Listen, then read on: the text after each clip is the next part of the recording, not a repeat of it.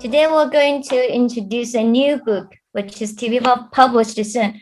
It's named Between Ignorance and Murder, Racism in Times of Pandemics. It is an achievement of joint efforts of research fellows of Central South University Human Rights Center.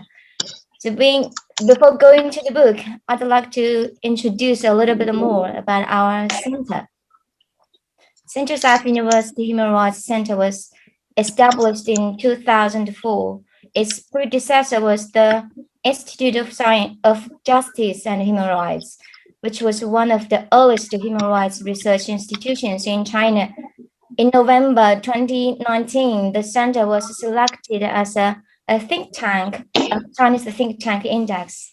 In December 2020, the center was selected as a national human rights education and training base, which was jointly established by the Ministry of Propaganda and the Ministry of Education. And currently, there were altogether 9 full-time research fellows and 32 part-time research fellows from multiple disciplines. And today we have 2 editors of the book here with us, Professor Mao, the Executive Director of Central South University Human Rights Center, and Professor Herman, Research Fellow of the Center, to share their thoughts, ideas in regard of the book and the relevant issues. So you are both coming from different backgrounds, first being from China, being from Europe, or even having lived without a nation you call your home country, then being legal scientist in the strict sense and being social scientist in a very broad understanding. Now you're working for over 1 year together at the Human Rights Center. Most of the things that have been in the conference and the book will come later, more details of this. But from the beginning, what is more important for you, the commonalities or the differences? I think Professor Mao, you may go first. Okay, thank you. Professor Peter Herman joined in our center in October 2019. He undertakes teaching and research work as a research fellow in our center. Also, he is a scholar from Europe, but I enjoy working with him very much, and we can get a consensus on many aspects. I think Professor Peter is deeply integrated into our center. Of course, we also have different opinions in certain aspects, which is normal, I think. I think the way to overcome our differences is communication. A better way of communication often leads to smaller differences and greater consensus. Thank you. Professor Herman, Peter? Well, it's a difficult question insofar that it's really 2 opposite continents we are coming from, and in a way we are representing. At the same time, human rights, supposedly it's universal human rights. But what I see, the commonality is actually that we are coming from different backgrounds and have something in common. It's not the universal human rights, I would say, but it is something fighting for rights or standing for rights. People have to define. People have to define in their different contexts. And what Mao just said, it is really coming to a point where we develop a common understanding, having the very fundamental basis. And I really enjoy and felt really welcomed when I arrived. It's 2 years ago now, hard to believe. And even over the I don't know how many, 8,000 kilometers or something now, because I am caught here in Germany currently due to the pandemics. There is still this commonality of working together. And I think this is important, finding a way of working together. And the book, editing the book was really a great experience of having so much in common. Not only the 2 of us or the 2 countries, 2 continents, but really something globally that is not given as such, but that we have to fight for. Okay, coming to the book now, please tell me a little bit more about it, Professor Mao. Speaking of this book, I need to talk about academic conference against racism that we held last year. As we know, last year the COVID-19 epidemic spread around the world, and along with the epidemic came racism, targeting specific countries and specific groups. For example, the leaders and media of certain countries used China virus and Wuhan virus. That kind of expression violated the rules of the WHO on the naming of viruses and was also a kind of racism. At the same time, there was a violent law enforcement incident against black men in Minnesota, USA.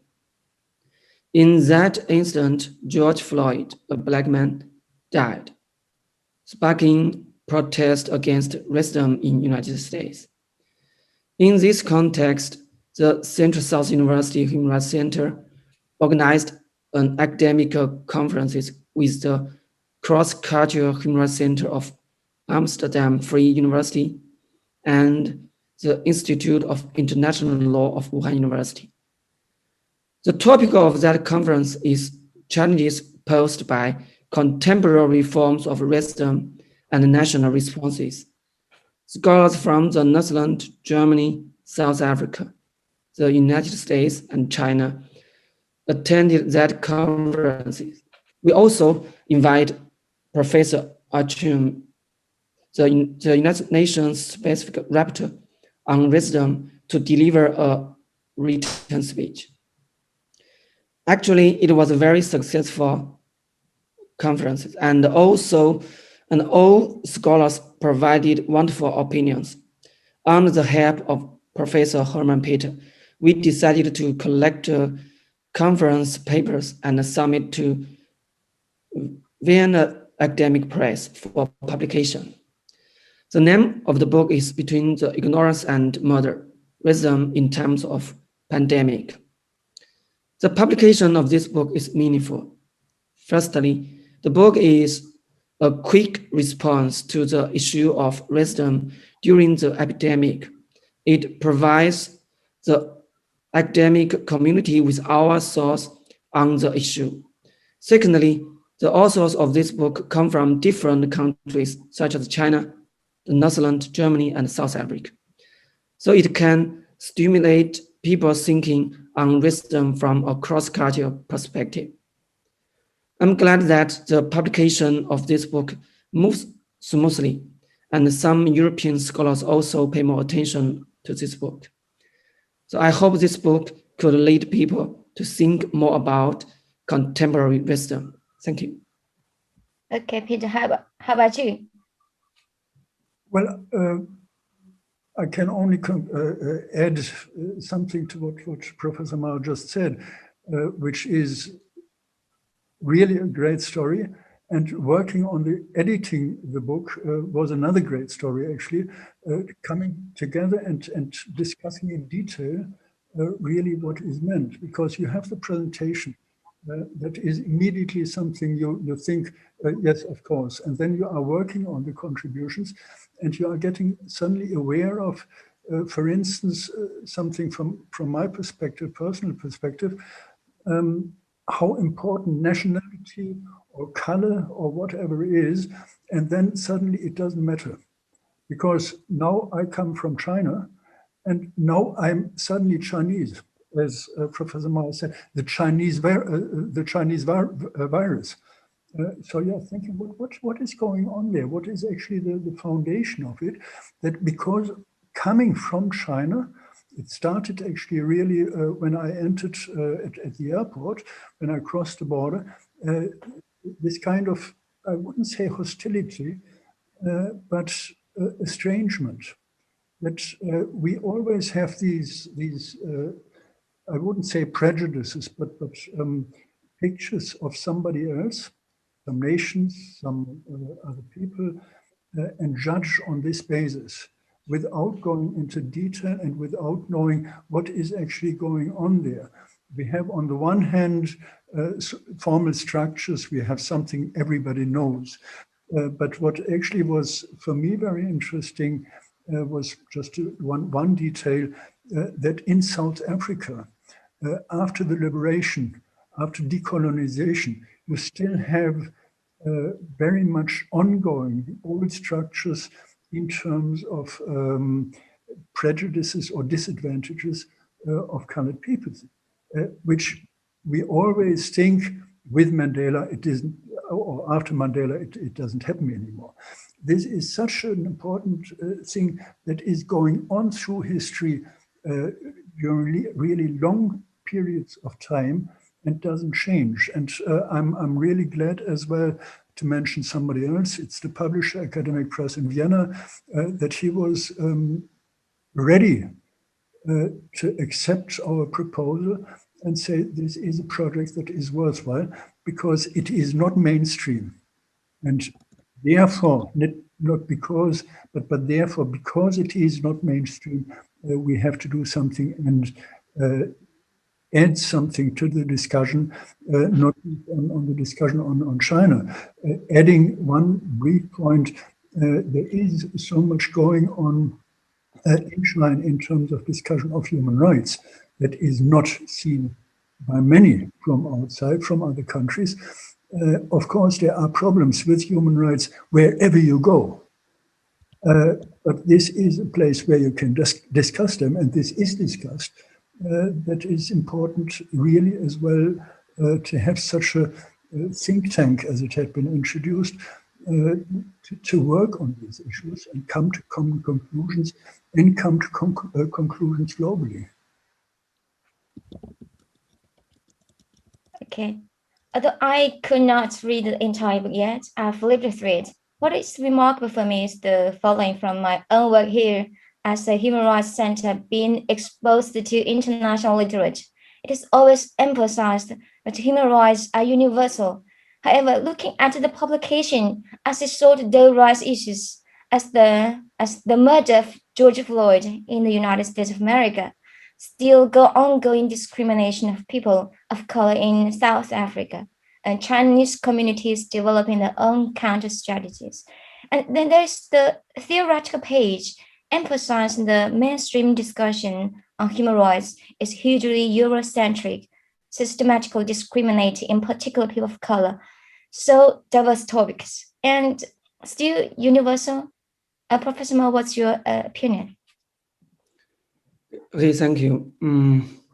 Actually, human rights are indeed universal, but they are an idea to which human beings are always on the road. It is precisely because in this world, there are many people whose human rights are denied and violated by other people, that mankind regards universal human rights as an idea. It is precisely because the lives and health of so many people in this world are threatened by problems such as disease or poverty that mankind has made universal human rights the idea. Sure, human rights are universal, but are they all absolute? For example, is expression which contains racism absolute? In particular, can politicians and the media make racism remarks? I think the international community has a dispute on this issue. Actually, international human rights instruments tell us that we should undertake certain social responsibility or duties when we enjoy human rights. For example, according to Article 29 of the Universal Declaration of Human Rights, everyone has duties to the community in which alone the free and full development of his personality is possible. Article 19 of International Covenant on Civil and Political Rights and Article 10 of European Convention on Human Rights also emphasize that everyone should undertake social responsibility or duties in the exercise of freedom of expression. Also, the freedom of speech in many countries is regarded as extremely important to modern society. But my opinion in this work is that the freedom of speech of politicians and media, especially those containing racial discrimination, should be regulated by law, should undertake some social responsibility and duties. We have to keep balance between individual rights and public interest. Thank you.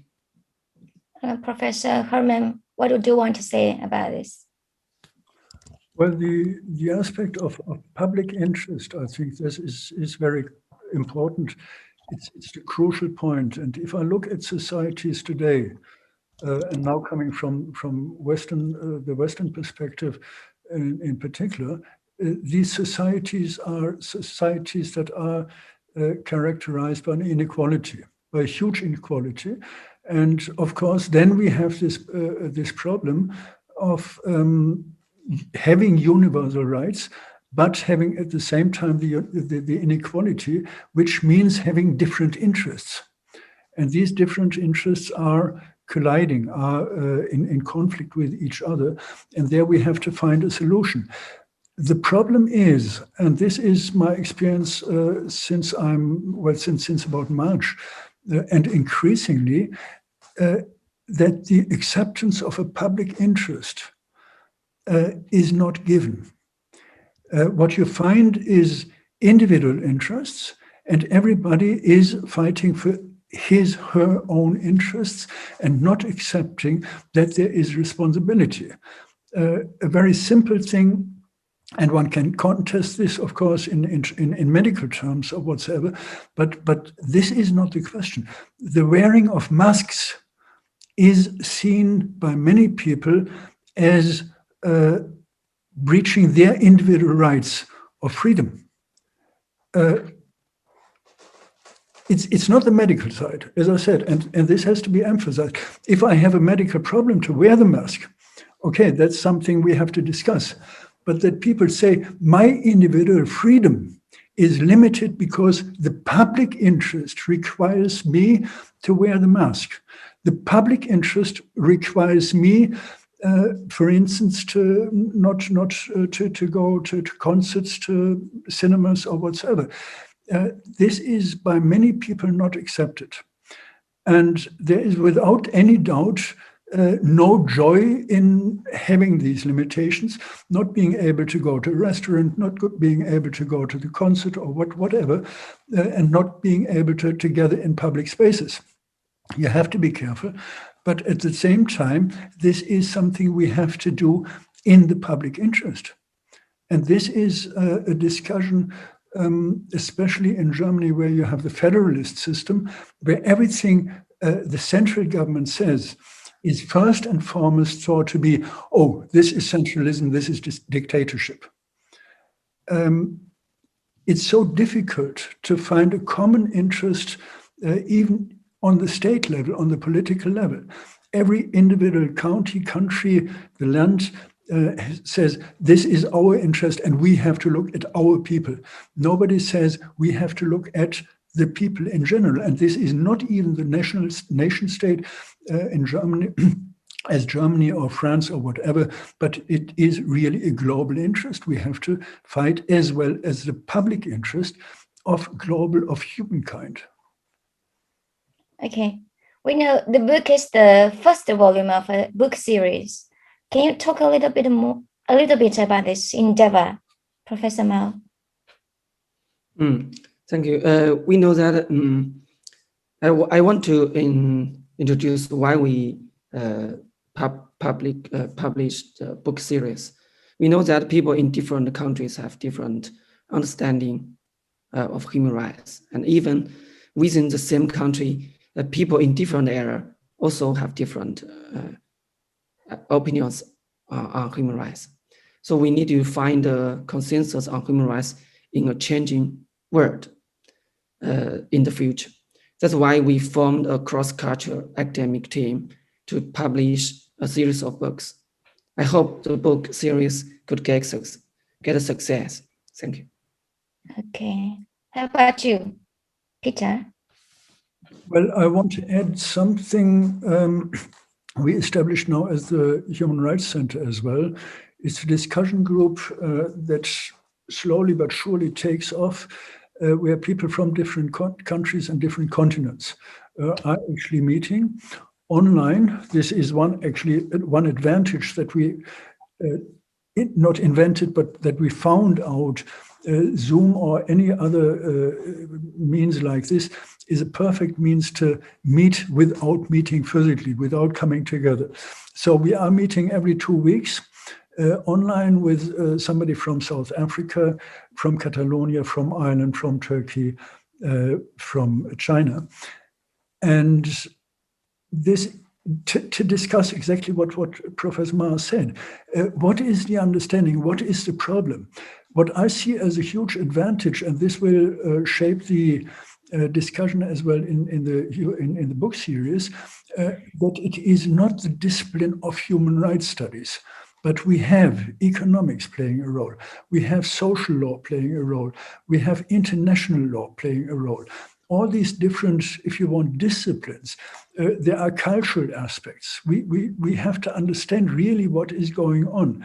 The Universal Declaration is one thing, and it is without doubt important.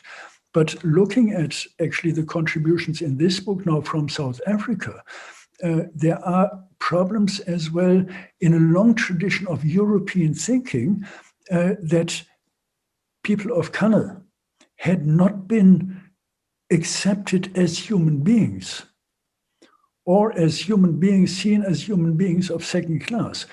And this is going on. If you look at the case George Floyd, he had not been considered, he had not been accepted as human being. And this, of course, makes it easy to say, well, if you are not human being, then you don't have these universal rights. This is so important in all countries. And I really want to emphasize in all countries that we discuss this. What does it mean, really, equality? What does it mean in as matter of participation, of having rights and of having obligations? In the not last century, even 72, there was a book written, Struggle for Law, by Jering. It is something we have to fight every day in so many situations. And of course, a book series, this kind of book series, it's an academic exercise, but it is an exercise where we as academics can show our responsibility in the overall debate, how to move things on in terms of human rights. Okay, thank you so much, Professor Ma and Professor Herman, for sharing your inspiring and insightful thoughts and ideas. We look forward to the publication of this book. Okay, I think that's all of our interview today. We will end here. It's okay? Well, thank you for giving us the opportunity. Thank you.